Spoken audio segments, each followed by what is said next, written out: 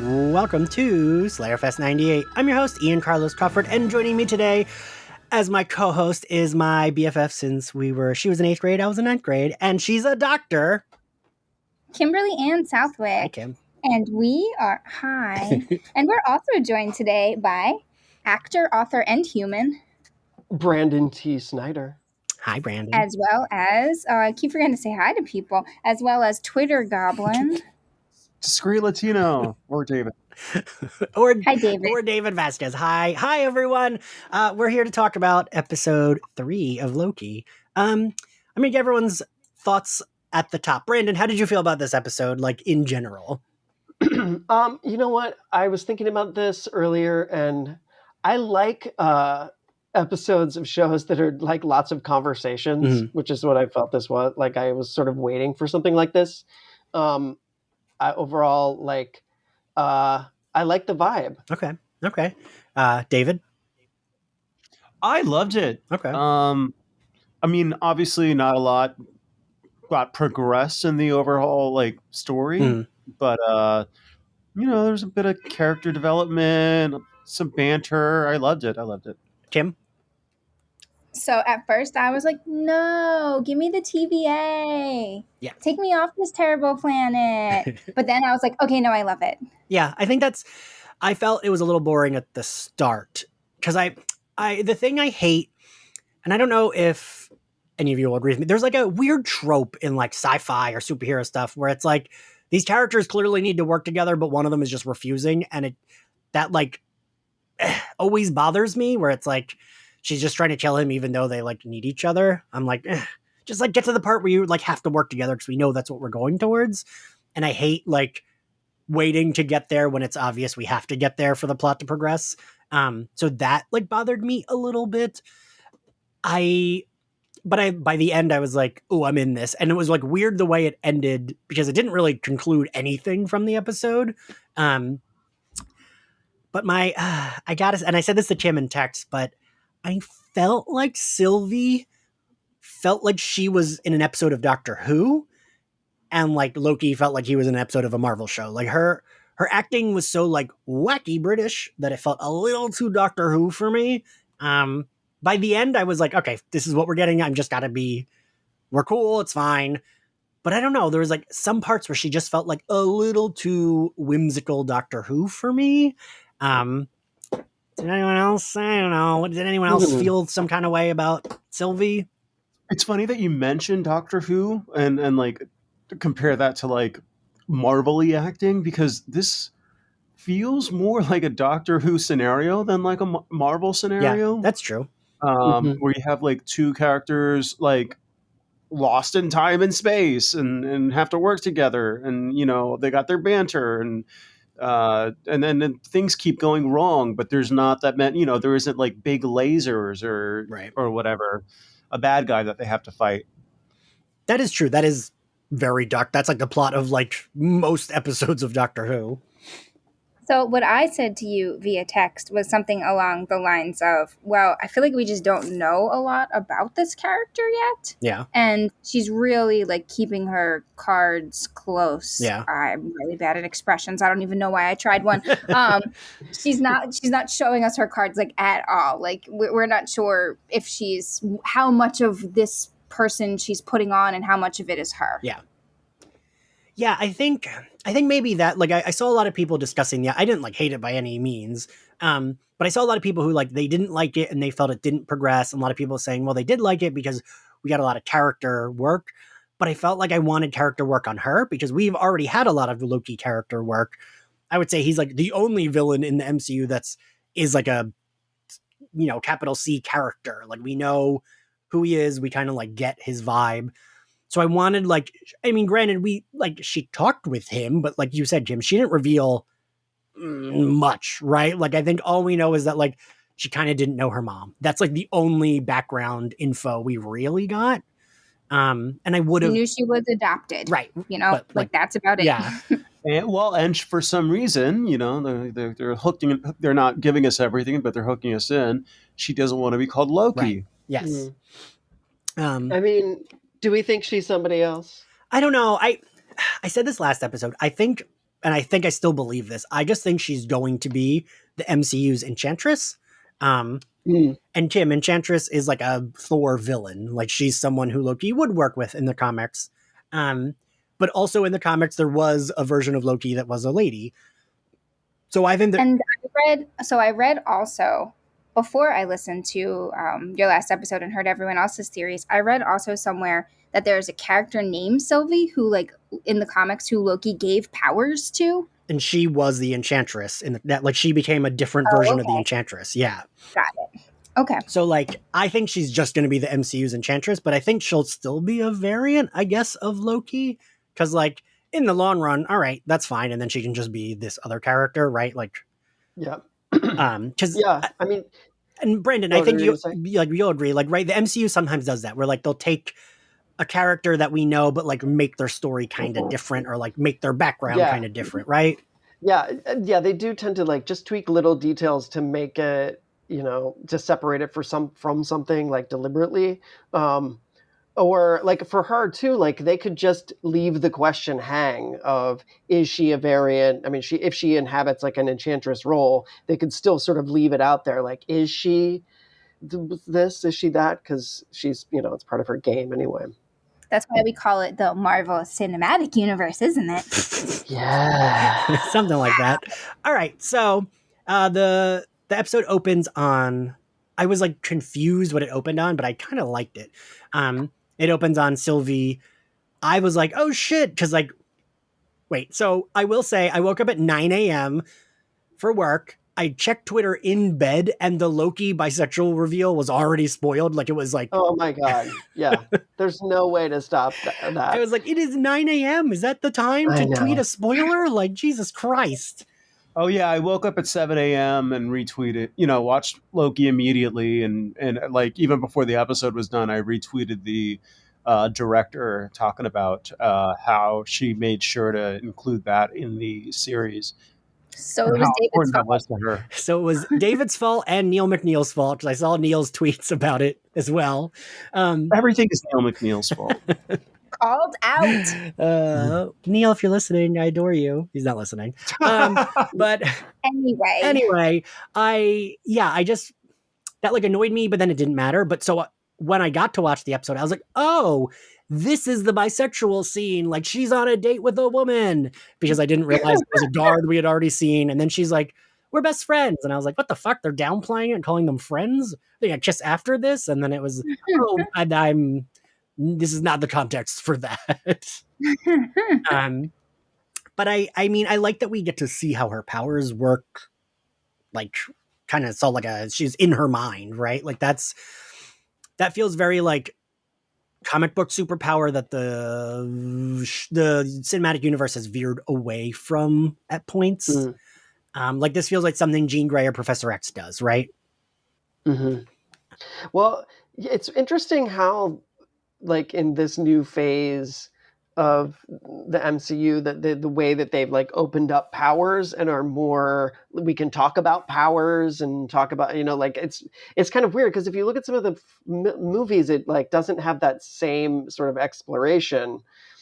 So even when he does the fireworks, like, I don't know, that felt unique to me. Yeah, like early Loki wouldn't have done that. Yeah, he wouldn't have done an exhibition like for people, like, let me talk about what I can do. Yeah. Like, he would just, do something crazy. And like, but in the movie, the staff made him control Hawkeye, right? It wasn't his power. Yes. Oh yeah, it was the Mind Stone. Okay. Yes. Because I kept thinking about that, and then I was like, wait a minute, did he have that power? And then I was like, no, I think it was just the staff. Yeah. But so the episode opens on that. We learn that that's how it like opens with a little bit of a flashback. We learn that's how she got whatever info. A thing I was wondering that Brandon or David, you might be able to answer. How would that woman have known? Wasn't it supposed to be that the guards didn't know anything? I don't remember hearing that. Because I was wondering how she would have... Guards don't know anything? Like, they all just think they were created in the TVA and they've always been in the TVA. Like, how would she know where it is, How would she know where the Time Lords are, you mean? Yeah. She was asking where, like, the elevator was. Oh, I guess it's just the entrance. So like that's And she was also asking about how many people were guarding the Time Lords. okay, that's fair. And Mobius is the one that said that he didn't know, but Right. that doesn't necessarily mean that the other guards don't know. That's true. Okay, I think that's what I was going back to, Kim, is that he definitely said, right, that he didn't know. Yeah, but he also said he didn't know. That doesn't mean he doesn't know. Like, why would he tell Loki he knows if he knows? True, yeah. I guess we kind of trust him, but whatevs. I mean, I go back and forth with who's playing who sometimes. Mm-hmm. Because like I'm like inclined to trust Mobius, but also like that could just be me being a dummy, right? Like maybe he is full of shit. But okay, so they do that whole thing. We like see that she's one of the Minutemen guards. She opens that portal to the TVA. She gets in the TVA. Loki follows her. She murders a ton of guards. I love though how she tries to use her powers and they don't work. Yes. I needed to mention that because that was good. Because I felt like they needed to show that because she hadn't been there before. We knew it didn't work, but she wouldn't know they don't work, right? Like, but I just kept thinking, like, man, But boy, can she roll with the punches, huh? she sure can. She was like, oh, my powers don't work great. I'll incinerate all of these people. I mean, and also, can we just give a shout out for having to do all those fight scenes with that cloak? That's got to be a pain in the ass. I was like, honestly, like I saw that cloak flying around and I was like, that's got to be so weird to work with. And she's like kicking everyone's ass and this cloak is flying everywhere. Just from a logistical perspective. I mean, I thought the fight scenes were really cool though. Like she definitely nails them. I like that wand, whatever that death wand is. Yeah. Like, I'd like to see it again. The death wand. I'd like it to stick around. She takes out all those guards. Loki Kills them. Oh, go ahead. Kills them. Yes. Not just takes them out, literally incinerates them. Yeah. Loki meets up with her and he's like, I have a few questions for you. And she's like, have you really got nothing better to do? And he says rude, which I really liked. I like that she kind of is like, she truly doesn't care or need to meet him or talk to him. Like she's very like, I'm good. You do you. I'm good. I don't need you. I don't want you. I hate you. And I love that when she... Sorry, go ahead. No, go ahead. Oh, they've already planted the idea in our head too that like Loki needs to think that he's better than her and like she's clearly better than him. Yeah. So it's very him, like his... I don't know, what would you call that? It's like almost like me, where it's like the need for validation. It's like he always needs validation, right? Faggotry? Can that be in your podcast? Yes, that can. As faggots, we're allowed to say faggot, David. Kim, I'm sorry that you just cover my ears. But so I love when she holds the knife to Loki's throat and she says to Ravonna, like, one more step and I'll kill him. And she's like, please do. Yeah. I also that was great. Didn't realize, I thought the thing he had was that thing from the first episode that made the one guard like go all over the place. Like I thought that's what he had. I didn't realize he had the actual like time door thingy. Yeah. What do they call it? It was a brown Microsoft Zoom. They call it a tempad, right? Isn't that what they call it? Yeah. But it was a brown Microsoft Zoom. Wait, is that really what it was, David? No, almost. A brown Microsoft Zoom looks a lot like that, except it would have like a round interfacing tool underneath the screen, and instead that had some sort of like half moon shaped thing. All right. But it looked very much like a brown Microsoft Zoom. Is a Zune one of those? It was like an MP3 player, maybe. Am I right? Yeah, so it was their attempt at challenging the iPod. It didn't take off, even though it had a pretty nice interface. I remembered what it was. I remember I'm looking at it in a catalog and being like, oh. Dad, what's a catalog? Okay. David, you are not that young. Fuck off. Now that we've all aged ourselves. Yeah. This is the geriatric millennial episode of Slayerfest 98. So then they end up on this planet. Brandon, what the hell was the name of the planet? I don't remember. Tarvis 7. Clementis. Clementis 7? Chlamydia? Lamentus 7. Lamentus. Okay. It's also a name that I dance under. I thought it was Lamentus 1. That is actually a nasal medication. Wait, now I'm like, no, I take that for my allergies. hold on. It's type 1 lamentus. God. Adult onset. Well, so anyway, so the reason I asked is because it's yep, Kim's right. It's Lamentus 1. I always go to Brett White's little like 5 things you might have missed on Decider.com, and they always tell me things. So the thing about Lamentus 1 is that in the comics, it's where the lesbian couple of Quasar and Moondragon go, and it's like the only time it's ever been introduced. And that's where they go. It's just where they go. They'll go there. It's where they go in Annihilation to be lesbians, to do lesbian things. Yes, and it's a planet where like the planet's about to fall out of outer space or something, and it's supposed to be on like the outskirts of the universe. And yeah, so it's like Quasar is the only hero who's visited there, but the Phyla-Vell Quasar, lesbian Quasar. That's right. Yeah, that was my like weird. The MCU also does that, right, Brandon? Like they'll pick the randomest shit from like one issue of a comic, and that will be a thing that's like somehow a major setting. Yes. They like love doing that. I think I don't know what kind of like logic or qualifications they use for certain. I know for a long time there was right stuff, because if a planet was connected to the Fantastic Four or Silver Surfer in that world, like they could not use it legally. Oh, like even a planet? Yeah, because when I worked on my Infinity War books, like I had to run like everything by them for like planets, and anything specifically that was like during the Sony, the X-Men and, or Fox, anything related that you couldn't do it. There was like, I actually put a couple things, like a list together. There is a plant, just to let you know, there are like so many random alien beings and things when you go down the rabbit hole of MCU wikis. And there is a plant people called the Felch, which I found interesting.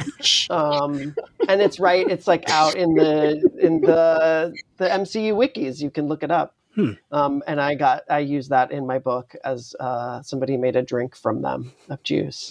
But that was okay. That was totally fine. But if a planet was connected to the Silver Surfer, they were like, no. That's so wild. But I guess now like they can do whatever the fuck they want, right? Right.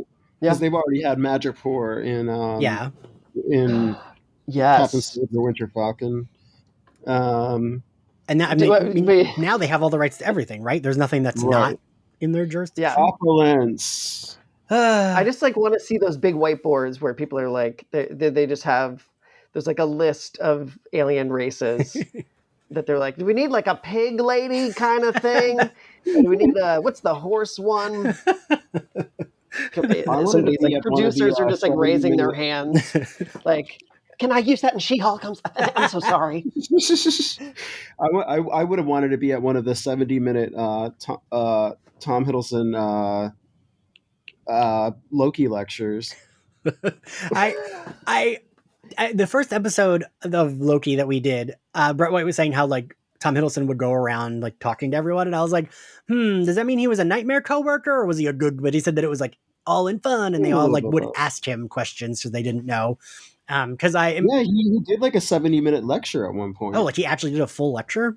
Yeah, that's wild. In character? No. Oh, I was like, wow. They're like, just let him go.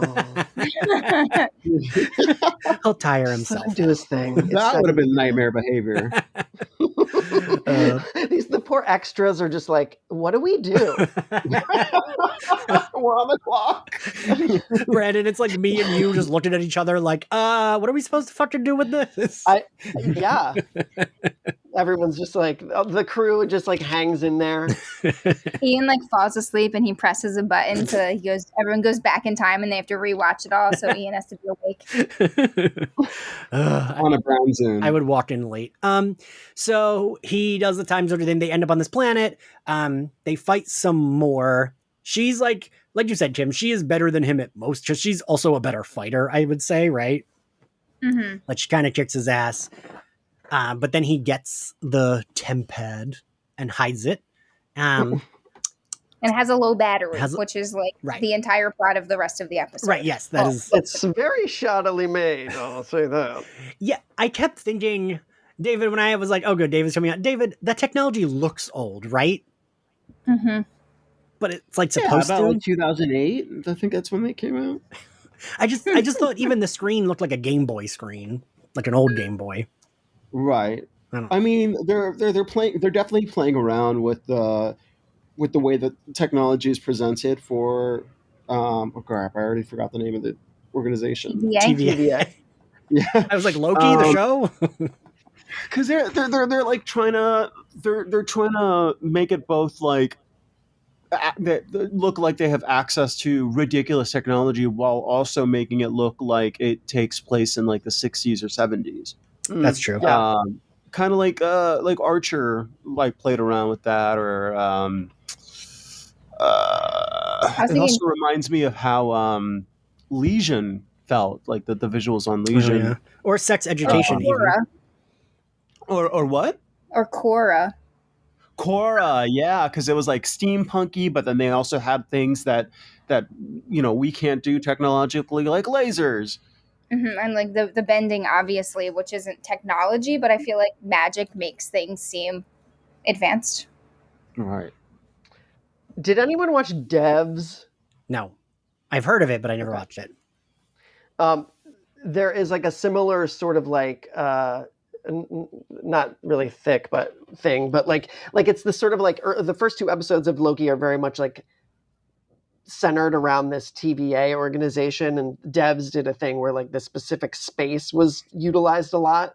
So like I like this episode because they got out of like, I don't know, I felt like that TVA space was used in a way that I don't know, it was meant to define like a production design element. Yeah, no, and this did like it's like weird to say that the bottle episode was an episode that took place on a planet, but it felt like this was like a bottle episode just taking place on a whole planet, right? Yeah. But so they fight some more. Then they're like kind of like, we kind of need to work together, even though she still wants to kill him. And I forget what she says. He says something like, it's hard to work with you when you're trying to kill me every 20 seconds, which is true. And this is like in my notes, I say like, okay, she's starting to annoy me now. Like she just felt like too much. It felt like she was always ahead of him, so she should have known like, all right, we do have to work together, is how I felt like within her character. I don't know, but then they have that like talk about like what makes a Loki a Loki. She says specifically like, I'm Sylvie now, don't call me Loki. They walk through the village. They kind of like take turns saving each other from the meteors crashing. Then they find like that old trailer. They're looking for a power source to charge the thing. They find that trailer, which I thought the woman in there was going to be like someone. Mephisto. Not Mephisto, no, like someone though. Like I was like, oh, this lady's going to be like a character, but then she was just like, I thought the same thing, right? And then I felt stupid for feeling it, but now I don't feel stupid because you felt. Don't feel stupid, because I feel like I don't trust anybody on these shows, like where I'm like, anybody could be anybody. This could go in any direction. Yeah. You have to plan for anything. I wasn't getting that from the trailer. I wasn't expecting a big reveal. I feel like I got exactly the kind of vibe that I was expecting. Oh. David's one step ahead of us, y'all. He wishes. I never am. No, I usually buy into all the stupid conspiracy theories that like go up on YouTube an hour after the episode airs at 3 a.m. or whatever. And I was fully expecting like Reed Richards and Mephisto and all that at the end of WandaVision. Okay, but I will say, I got annoyed, like when they were like, ooh, why do people think Reed Richards? It's like, they said like 85 times, an engineer I know someone, they're an engineer. I know this engineer. Like, why wouldn't you say the person's name? And then they just never revealed who it was. So like that, I feel like is bullshit. Every time they're like, no, there was never a reveal there. So then you just say like, my friend Bob, right? Like that's how you say that if you're telling someone that. No, yes, all right. Me. that like deep breath at the end. that like angry, like angry like puff of cigarette smoke. I don't ever like when they're like, ooh, they were trolling. Like, no, trolling is not storytelling. Like, that makes me mad. Like, you're telling the story or you're not. But okay, so they get blasted by this lady. I love that they both fail. Like, she tries to go in with force, she gets blasted, and he tries to trick her, and he gets blasted. And of course, I'm always gonna like think it's cool if an old lady has like a, you know, whatever the fuck weapon that was, like a whatever blaster. I was like, ooh, good for her. She's got her weapon. She's safe. We learned that there is a train to a arc to get off the planet. She tells them like, oh, you're never gonna get a ticket. So then they go there. They try to like figure out a plan. And I like that Loki just immediately changes his outfit. He's like, I got this. And then uses his top voice when he's meeting the other guards. Like, suddenly he's like, oh, hello. Yes, I'm a guard. His top voice. There's the episode title. Right? That's like what he was doing. Yeah. Hey, I've been in that place. Right. I just need to call and find out what time a place is open. And all of a sudden I'm like, oh, hi. What time are you open tomorrow? I feel like my voice gets gayer. But, well. I feel like I've just given up. The only time that the phone voice is like I don't even hear it. So my partner and I do it. We both do it. So we just yell at each other and be like, did you just hear yourself when you just tried to call to get basic information from a business? You became a man. Capital M. So Jeff does this thing where Jeff, my husband, he does this thing where he like matches accents. Oh. And I live in the deep South. So like suddenly my husband has this like thick Alabama accent when he's talking to someone else with a thick Alabama accent. And I'm like, what?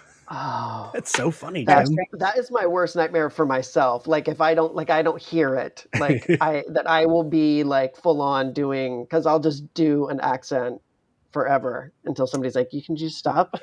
Yeah, Jeff says he doesn't even realize he's doing it. And I'm like, that's crazy. That's happened to me before with a Midwestern accent. Suddenly David has my accent. Shut up. So someone jokingly tweeted water. Listen. Oh no. Hey, you leave water alone. Yeah, fuck off, David. Yeah. You guys go down ashore. God, yes, Brandon, that's really... I'm going to go down the shore in July. Listen, I went to college in the South. If I step foot in South Carolina, immediately I'm just like, yeah, like I just go into, and I don't even like try to do like the nice versions. I'm like swamp rat. Like there's nothing like dignified. I'm like, you gonna go down there? I'm gonna tell you right now.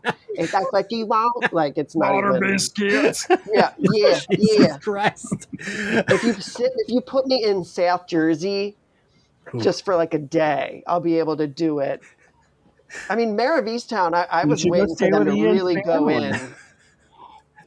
Well, it's funny. My manager just watched Mayor of Easttown and she was talking to me about it. And I was like, you know, some people were saying that the accents were cartoony. And she was like, no, that's what the people sound like around here. I was like, I know. Because we're like, Kim and I grew up right outside of Philly. So like those accents, there's like, yeah, it's like kind of like a little bit of that accent is still like, right, Kim? Like a lot of people have that South Philly. I did not see the show, but I have read about it. And yes, I will say, having not seen it. Yeah, but you know what I mean? Like that South Philly accent's a lot in our area where we grew up. Oh, yeah. Definitely. Yeah. Anyway, back to Loki. Yeah, let's talk about this show a little bit more. So they go, so he uses his top voice, they get on there, but she has to enchant the dude to like actually, his plan wasn't really much of a plan other than put on an outfit. They get on there. This is when for me, I was like, okay, I liked this. I liked them like just like not trying to kill each other for a little bit and just like sitting. I like when the waitress comes by with the drink and Sylvie's like, none for me. And he's like, I'll take both because that's me at brunch. And like, then we do get the bisexual reveal, which was very nice. How did we all, I want to know, I will say how I felt about it. I liked the way it was done casually without being like a coming out, like capital C, capital O. But I thought that it was like, I get very mad at winks when it's like, "Ooh, that's a wink about coming out." But this felt like, no, he said both princes and princesses. So like it wasn't like just a like winky nod to queer people. It was like, no, yes, I have loved both. So I really liked it. What did you guys feel like about it? Brandon. Yeah. It felt like the first time that I tried to communicate while drunk that I liked men. It's like, but a lot less clumsy. No, but it was like, I felt like it was tasteful. Mm-hmm. You know, I would love more sort of, I don't know, you know, who was the character from Endgame, where it was like Marvel's first gay, openly gay character, the guy from the group who was one of the directors. Yeah, and it's like, this is all dumb. And so when this, seeing memes about this, you know, this morning, I was like, yesterday morning, I was like really curious about it, because I was like, is this going to be? Right. And I just felt like, okay, this makes sense for the characters. It makes sense for the moment. And it's still a declaration. And, you know, there is sort of a flag planted, but I'm glad that it was something that was respectable. Yeah. David? I'm definitely thrilled that a named character that has their own series and has been in so much of the MCU has been undeniably confirmed to be queer. Pretty unambiguously, undeniably confirmed to be queer. Give me your rebuttal, though. I feel like there's a rebuttal coming. There's definitely something coming up. However, it's not fully committal. It's still something that the way that it's presented and the amount of time spent on it and the fact that it's purely verbal and not over the course of many words, it can be completely easily and completely done away with in localization, both with dubbing and subtitling in like the UAE and China and whatever else. So they're still not taking very many risks in standing behind the queerness of their allegedly queer characters when it would be, you know, inconvenient or risky. I mean, that I kind of said that to you, right, Kim, where I felt like conservative folks could easily just ignore that and like be like, no, that's not what he's talking about. But like anyone else would be like, yes, that's what he's talking about. But Kim, how did you feel about that scene? I liked it a lot. I like that he's bi or pan or whatever. I think it makes total sense for the character. Yeah. Like Brandon said. And did you know that one of the etymologies of the word Loki, which is very contested, is that it comes from the Old Norse word logi, which means flame. Huh. Hey, girl. Loki. Look at you flexing that PhD, Kim. Wikipedia. Don't use it as a source. Yeah, I was gonna say, you would yell at your students for that. Yes, I would. Yeah, I mean, you're definitely right, David. But I felt like rather than like the Endgame bullshit, where like, oh, it's you're your first gay character, and it's an unnamed man in a like grief group. Right. Like that's.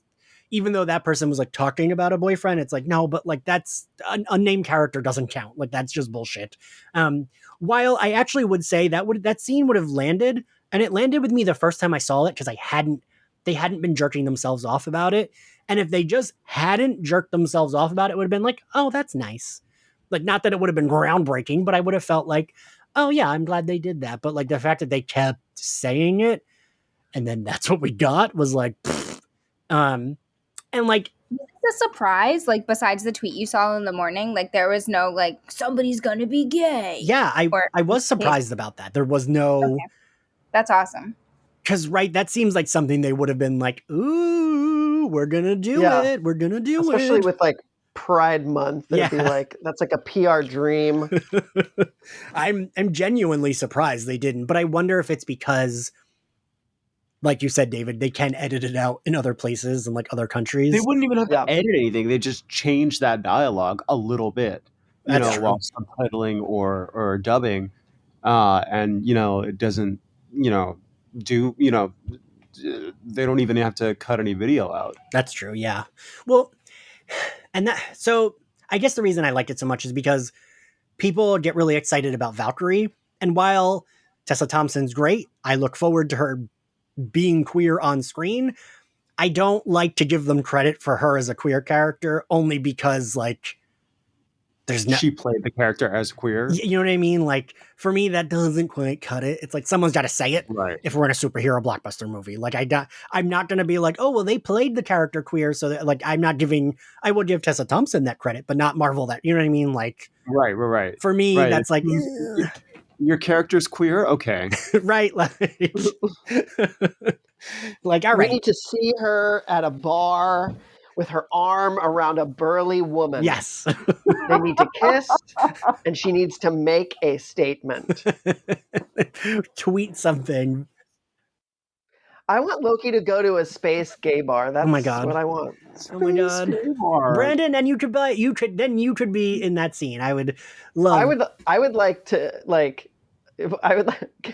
be an extra in that scene. Right? I was like, I want to go to a space in the background, wagging my finger at the action, at the fight. Space game. Before I die, I better like drag Ian out of like the Mars version of the Stonewall Inn. It's gonna be owned by Jeff Bezos. And Jim, you can fall asleep at the Jeff Bezos owned Mars gay bar. Oh my God, Kim, did you fall asleep at a bar?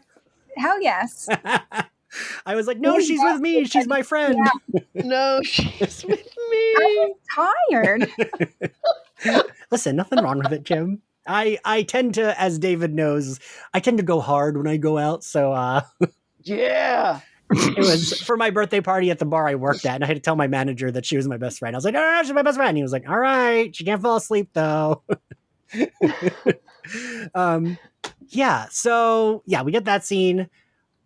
They kind of like. Wait, did we already do with Loki singing? That's what I was going to get to. So they're like, okay, all right, we'll each rest our own ways. And she kind of takes a nap, which I was worried this is where she was going to try to betray him again, but I was glad she didn't. And she wakes up to Brandon. What does she wake up to? Loki singing. Spoiler alert. What language is he speaking? Is that Asgardian? So that's what the internet said. And it's like, it's just like me. That's what the and I'm so sure these people in this bar know how to play Asgardian songs right. I'm so sure. But in 2077, it's like Klingon on Lamentus. All super nerd. I Lamentus. I still am back at the name. Okay, go on. I really liked this scene. I'm always like into like any kind of show where like it's not a show where you would see it happening often, but we get to see the characters drunk and or high. Like I love a like little moment of brevity. And I like the throwback to Thor where he like smashes the glass and says another. Right. I thought that was like very cute. And I don't know. I'm just like very. What? Go ahead. Have you noticed that that Loki has been like recycling some of his lines from previous movies, like enough that it's like noticeable? I haven't actually. I should have written it down. They keep doing that throughout the entire MCU. Yeah, he's already used the glorious purpose like 2 or 3 times in this show. And then there was one other line that was like something that he said at some point, and it was in a way that I glorious was like, purpose. He uses glorious purpose, but there was another line, and now I should have written it down. But it was like maybe in one of the Avengers movies. Mm. So was it one? So this is a Loki that's like off the timeline. So I'd be curious whether the repeats are things that he said before or after he said them before he got off the timeline. Oh, that's interesting. That's a good point, Kim. I hadn't thought about that. Oh, Anyway, okay. Esme loved this song. I needed to point out that my daughter danced along the first time I watched it, and then I just threw it on this afternoon. And after it ended, the singing ended, she was like, more, more. And she does her little sign. Another. Yeah. It was very cute. Throws down her juice as another. There's no Spotify version of this Ask Gertie and drinking song, though. I tried to find it for her, and it just doesn't exist yet. Before we got to the song, actually, a thing I do like is how much they have retroactively made Thor Dark World important, because it always bothered me how like the mom dies and we kind of just keep going. There's no like, we get like one sad face from Thor and one sad face from Loki, and then they just are like, fine. I like that every other time it has come up, like an Endgame or in this, we treat it like an actual, like, oh, a parent that died. So of course he's sad about it. And I like that they didn't handle it with care, but now they've retroactively handled it with care. Because that would be a big moment in Loki and Thor's lives, right? Like that just would be. So it was stupid that they just kept going. And then but I do like that every time it comes up, and it's come up a few times, that we do like have the emotion. You know what I mean? Like even in episode 1, he saw it happen, and then he talks about it in this episode, and he's still like emotional both times. I like that. He trashed his. I mean, they didn't like give it a lot of camera time, but in the Dark World, they made a point to show that Loki was using one of his illusion spells to make it look like he was totally okay, but inside of his cell, he was like completely trashing it, and like using his magical telekinesis to throw things against the wall, and he was like crying. He was like freaking out over the death of his mother. That's fair. I haven't revisited that movie in a while. And what was it? Oh, wait. So David, what? And what is? They talk about love before, like he officially comes out. They talk about love, and what does Sylvie say about love? Love is hate. I love Us. that Loki like showboats and makes a magic quill appear and is like, oh, let me write that down. That's such a great line. Because I literally wrote it down. Ian, our vows. Love is hate. Yeah. My mom won't care. She'll just be happy we're doing it. She'll be like, sure, fine, keep going. Just say yes. Yeah, just get to the part where you both say yes. Yes. The magic quill. But okay, so she wakes up, he's singing, he wants another, but then the guards come in, they kind of realize like, they ask for the tickets. We get a fight scene. I love that Loki tries to save Sylvie with his dagger and completely misses. Love is a dagger. That's what he determines after she wakes up too, and he's got this whole Right. thing that makes sense. Yeah, so it's kind of perfect that he throws it and misses for some reason. Sure. He throws one of the guards out the window. Then he gets thrown out the window, and she jumps after him only because he has the temp pad. And at this point, I was kind of like, where are they going? Like, what's the end game of this episode? Like, I couldn't figure out like what we were because. But I felt like I kept being reminded of like, we got to get somewhere. We're kind of like wading through the water here. Like I don't know. Like at this point I was like, all right. But I like that they come up with a plan of like, well, maybe we just I think Loki does. He's like, why don't we just hijack their ark and make it get off this planet? Because she informs him that it won't. Yeah, but that's because they break the temp pad. Right. Yeah, so the whole goal of the episode is that they need to charge this thing, and they have to charge it with whatever is going to charge the arc, because they need a lot of power, which I feel like at first I didn't realize. I was like, you can just like get your iPhone charger and just like plug it in at that lady's thing where the blaster is. But then they actually, like, she says something like, oh, like we're gonna need the charger for the arc at some point, and I was like, oh, okay. So then the temp pad breaks, and now it's like the entire journey that they were just on was for naught. Yeah. So then they decide, that they're going to save Lamentus. And it's not going to be an apocalypse because they're there. Right. Which is so cocky. And I do like that Sylvie's just like, okay. And then they just go. She does like she has that scream moment where she just screams and her powers kind of blow out of her. I thought that like looked kind of cool.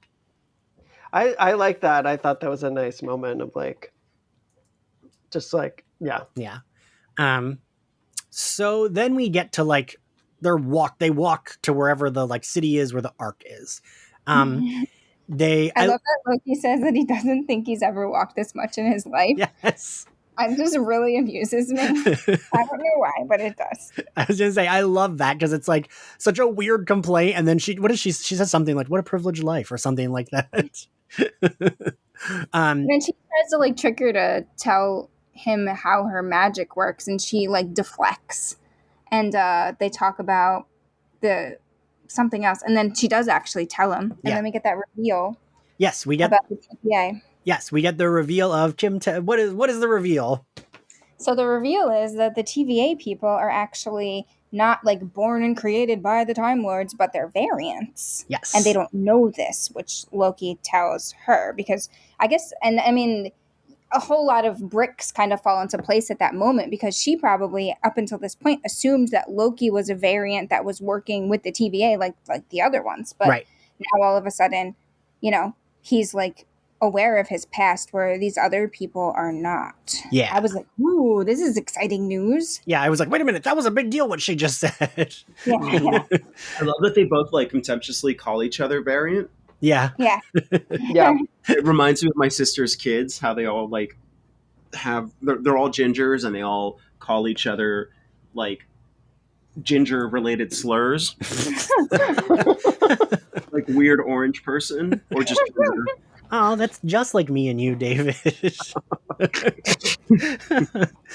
But so, yeah, I thought, so once they get there, I thought that whole end sequence of them running through that town was like really fucking good. Like I thought it was like top tier. Like it felt like it could be in a Marvel movie. Everything looked cool. The like tension was there. You were like, oh, I just want them to get to the fucking thing. I have to say that the color palette on this episode was like pretty strong. Like with all the stuff that was when they were running through, like the just like the whole like insides and the sort of the neon stuff. There was like a moment where it kind of reminded me of like Total Recall. Oh yeah, I can see that. The original Total Recall. Yeah. It was so much chaos though, Ian. Like, I don't know, but this is just me. Like, I don't love the fight scenes like you do. I was like, what's happening? Jim. I mean, I thought it was like super cool. I felt like everything else up to this felt very Doctor Who, but then Doctor Who would not have the budget. Although maybe now it would have the budget for this. So the part I did like was when Loki was like, they're just going to let all these people die. Because, he's a villain. Right. But it harkens back to him, like, realizing that his planet or world, I guess, universe, whatever, Asgard, like, is no longer. Yeah. So he's still got, like, PTSD from finding about that, I guess. Yeah. Yeah, and I mean, and, like, because we saw his development, even though this is not the one that didn't have that development, we, like, know that eventually he isn't as evil as he, like, projected, Yeah. But I don't know. I thought all this was like super cool. One of them says this is gonna suck. I thought it was like very intense, and then they like make it to the fucking Ark, and then it blows up. Oopsie.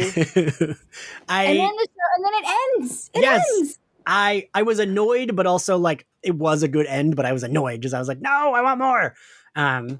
And I feel like the first episode didn't really like leave us with like, oh shit, I need more. But I felt like these last two left us with like, I want like just a little bit more. Like, they got you, Ian. They got you right where they want you. And then you do your thing where you like fast forward through the 40 minutes of credits to see if there's an after credit scene, and there isn't one. Just me. Okay, never mind. No. I find myself doing that too, where. Yeah, I feel like I'm such a pawn in their game. Because I don't trust any actor. Like, it could happen again. It could happen again. No, exactly. I'm like, I don't trust any. I don't read. I like stopped reading all of the rumors because I'm like, I don't trust. I'm like, I don't trust anybody. I know. No one. When there was that rumor, it makes for a very tense watch. When there was that rumor going around that Chris Evans was coming back to the MCU, and then he tweeted news to me, I was like, I don't believe anyone. Now, like, if anything, him tweeting that he didn't know about it, I was like, oh, he knew about it. He's coming back. Like, that's like, because they're all always full of shit because of their NDAs. So they all like, I don't know if you guys remember Tatiana Maslany, when the news broke, before it was announced, she denied being She-Hulk. She was She like, denied. what didn't she say? Like she hadn't heard anything in an interview, and then like literally the next week it was announced she was She-Hulk. Yeah, where you're just like, bitch, how dare you lie to us like that? Do you understand what you're doing to people? How dare you not break your Disney contract where they have your life? But listen, those NDAs are no joke. And have you ever seen that clip of Don Cheadle trying to shush, what's his name? Mark Ruffalo? Mark Ruffalo, like No. they were doing like a junket, and Mark said something about, in the next one everyone dies or something, and Don Cheadle's like, dude, and he goes, oh my god, and like at that time it would have just been a joke. You wouldn't have tried to be like, oh, everyone dies, like, Right. but the way that they reacted, and then you see the color wash out of Mark Ruffalo's face because like Don Cheadle's basically like, you, like, that was a fuck up, like you said something big, and I'm like, yeah, because those people do not want to have be punished Right. financially. I mean, there's got to be some sort of, outside of just like legal action, like, well, they don't get paid something. I don't know. Are you kidding? I remember when we had James Marsders, who played Spike on Buffy, on the podcast, he was in The Runaways. Like, that was a very low stakes Marvel show that he said that they would collect their phones. Oh, like they weren't allowed to have their phones on them on set. Like they had a spot where they had to leave them. Okay. Right. And it's Makes like, sense. That makes sense. I guess. I mean, but like, what are they going to spoil for that show? You know? Ian, What? don't undervalue the Runaways. Anyway, so I guess we're at the end. Kim, what was your favorite? Can I point something out though? This is my first, as I'm listening to y'all talk about these things, I just realized this is my first MCU thing that I've seen in real time. It is, isn't it? Yeah, like I mean, I didn't watch Falcon and Winter Soldier, and I could have, and I know you're a completionist, so I apologize for that. But I understand why you wouldn't need to watch that, Kim. I can give you the cliff notes. Thank you. So yeah, I just realized that like I haven't had to live through these things before because, you know, like with these crazy endings and waiting, like I could just watch the next one. Not that I did, but right away. It took me forever to finish the MCU. But anyway, I just wanted to point that out. That's right. It's an exciting journey for you. What was it over the last year that you watched all of them, Kim? Yeah, over quarantine. And then, like, you know, through like a month or so ago. When Kim got to WandaVision, I was so excited. All the films I feel like WandaVision was like that gateway thing where like I grew up in like not having any friends who cared about superheroes or comic books or any of that shit. And I didn't really have a friend that cared about that shit until I was till I was 30. Yeah.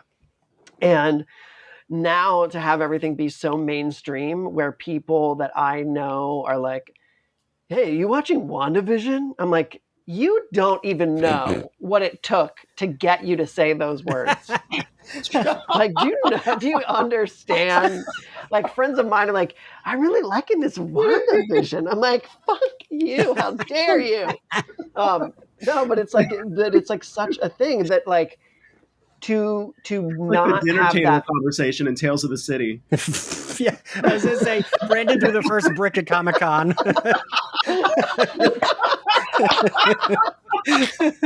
Oh my god, I want to use that. Feel free. Can we redo my intro as the guy that You gotta start the episode over so you can redo his intro. I had to walk uphill both ways to the comic book store. But listen, Brandon, I do feel you because I mean, my first job in high school was at a comic book shop, and like I which I later gave to Kim, my boss. I was like, oh, me and my best friend, she'll be great here. And Kim, do you want to say the thing you want to tell everyone? I feel like I've said it before, but Ian told me to wear a low-cut shirt, and I did, and they gave me the job. Is that what you wanted me to say? Yeah, because they were all like stupid straight dudes, and I knew that would work, and like they gave her that job right on the spot. Ian is what they call in the business a good Judy. Or a problem, I think. It was probably not the most early feminist move that I've made, but I got the job. But you know, that's how Ian got the job. So you just have to kind of listen. Well, it's like they were like, right, Kim, they were like progressive for then, but like not really. Like I remember there was like a gay couple that worked for Diamond, and they would refer to them as like the fags, but they were friends with them. I feel like Sal and Marie, Oh my god. they definitely probably thought they could say something like that. Yeah, but yeah. like it was like the early 2000s, so Yeah, you know. Yeah. Comic book store employees can say faggot. yeah. I It would never. depends. I would say there's a sliding scale. Well, like working that job, like I didn't have like. I mean, Kim, you didn't read comics, so you started like working there, right? I read Vertigo. Yeah. Of course you Oh, did. we got a death lover over here. Mm-hmm. But like I didn't have any. Like Kim didn't watch Buffy till like what? Kim, we were like in our late 20s, early So 30s, I maybe. lived in Philly, yeah. So and Late like 20s. I didn't really even have like even Buffy. Like I didn't have friends. Like my mom was the only person. My mom and my cousin Louisa, the only people I knew that actually watched Buffy. And like I didn't know anyone that read comics. So like yeah, I didn't have any friends until like later on. And like I always say, You had friends. You Had didn't have friends. You just didn't talk to them Friends- about super. comic book friends. friends that talk nerd stuff with. Yeah. Yeah. So like I And always now say, like you if, have a I community. know now look at me with this podcast, capital F Aw. word and capital G. I found the community. I found that community on the internet, and then a lot of other things also on the internet that were less positive. That's how we found each other, David. True. And now for a quick break. Folks, do you love movies? The good ones? Even the bad ones everyone told you not to like? It sounds like Super Yaki is the place for you. The team at Super Yaki loves movies. So much so they've dedicated every waking moment of their life to bringing you top quality merchandise to showcase your love for them. From super soft t-shirts celebrating the 20th anniversary of the cinematic masterpiece Josie and the Pussycats, to comfy sweatshirts made for the brave members of the Movies by Yourself Club. They even have pins of some of your favorite directors, like Sofia Coppola and Jordan Peele. Super Yaki joyously brings you tangible love letters to movies and filmmakers that you can wear with pride. Plus, the team at Super Yaki screen prints all their apparel using eco-friendly, 100% water-based inks, and ships with compostable poly mailers for an environmentally friendly alternative to online shopping. And as a special gift to you, listeners can save 10% on their order with the code SUPERSlayerFest, all caps, no spaces, at checkout. If the spirit moves you, find them at superyaki.com. Let's watch more movies, y'all. And now that we're at the end, Kim, what was your favorite scene? Oh man, I think I like when they're on the train thing and Loki singing the song. All right, that's fair. David? I loved Love is a Dagger. I don't know why. I thought it was just so dumb that I loved it. All right. And he just kept going. He kept going. Christ, kept going. Brandon? I liked the chat in the booth where Loki came out, where he showed us who he was. I like that. I like that you're being shitty about it, but you're like, no, I did like it. No, I did like it. No, I did like it because I liked that it like breathed. I mean, I feel like I say this about everything, but like I really like it when, especially because in Marvel stuff everything moves so fast and nobody has time to like. I liked it was just two people sitting in a booth and talking, and it was like the pace was nice and it felt very comfortable, and didn't feel like either A, we have to get all this information out, or B, we're just trying to wait for the next set piece. That's fair. I think for me, yeah, I was a little annoyed by the pacing, but once they were in that booth talking, I was like, okay, I like this. I like this shit. Like rather than them being like, he's like, we got to work together. And she's like, I'm going to kill you. I like it better as like, all right, we got to work together. Might as well talk about our trauma and have some drinks. Like that shit is shit I'm interested in. But also I loved the end. I thought the whole end was like very intense. And at that point they had earned me caring about both of them, including Sylvie. And so like, I wanted them to get off that planet. And when it ends with them being like, well, shit, I was like, fuck, no, I wanted them to get on that thing and leave. So yeah, I like that. And I mean, I also just loved him being an asshole and taking out the magic quill to write down her quote. What grade did you give the episode, David? I would give it an A. Oh, all right. A solid A. Brandon? You know, I will also give it an A. Jim?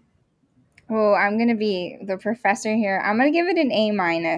Ooh, what brings Yeah, it? What gives it the minus? I mean, at first it just took me a little too long to care about Lamentus, but That's fair. as soon as I did start to care, I guess is when they finally are like when the lady blasts them. Okay. I think is probably when I was like, okay, and then they're right on the train after that. And then I love the ending and how it leaves us hanging because I like how it like veers away from, typically in an episode you're going to get some sort of closure and like we don't get closure. Like they're going to die on that planet for all we know. And like there goes the series. Yeah, they will end the series right there. The next I episode. wish they would do shit like that. I wish they would like make a big bold thing and just end it and just like leave everyone like without answers. So my friend did not watch the last season of the show Lost. I knew you were going to bring up Lost. Yeah, so in season 5, like that's what happens. Like the like whatever something just like blows up and everybody dies, and he's like, they can't end it better than this. Like that's just the end for me. And like never watched season 6. That is amazing. Lost. Yeah. Now that is a choose your own adventure. The nerd hill I will always die on is the Lost finale was good. Everyone watched it wrong. But anyway, I actually give it a B because of the same reason you brought it down to a minus, Tim, because it took too long for me to care about their dynamic. And that like, I loved the like second half of the episode, but the first half felt very tedious to me. Loki being bi doesn't even bring it up to like a B+. You know what? Sure. Yes. Loki coming out, that absolutely can bring me up to a B+. I'll do a B+. You should be a professor. You're very impressionable. I'll consider it. So thank you all for joining us. Jim, thanks for co-hosting a Marvel episode. Look at you. Woo, woo. Shit. Put that in my 10-year portfolio. If you like Slayerfest 98, feel free to subscribe to us and give us a good rating on Apple Podcasts, because we could use a few. And you can find us on Apple Podcasts, Spotify, YouTube, and other corners of the internet. You can support us on Patreon, where you get access to bonus episodes, monthly Zoom calls, the My Nudie Judy sex talk video series, and a bunch more. And the support is much appreciated. You can find us on social media at SlayerFestX98. If you want to follow me, I'm at IanXCarlos. Jim, where can everyone find you? You can find me at KimberlyandSouthwick.com. No extra E's. Ooh. And David, where can everyone find you? I am Discreet Latino on Twitter, Instagram, Tumblr, your boyfriend's contact list, yada yada. Brandon, where can everyone find you? I am Brandon T. Snider on all social media platforms. Ooh. And we'll see you all next time. Bye. Bye.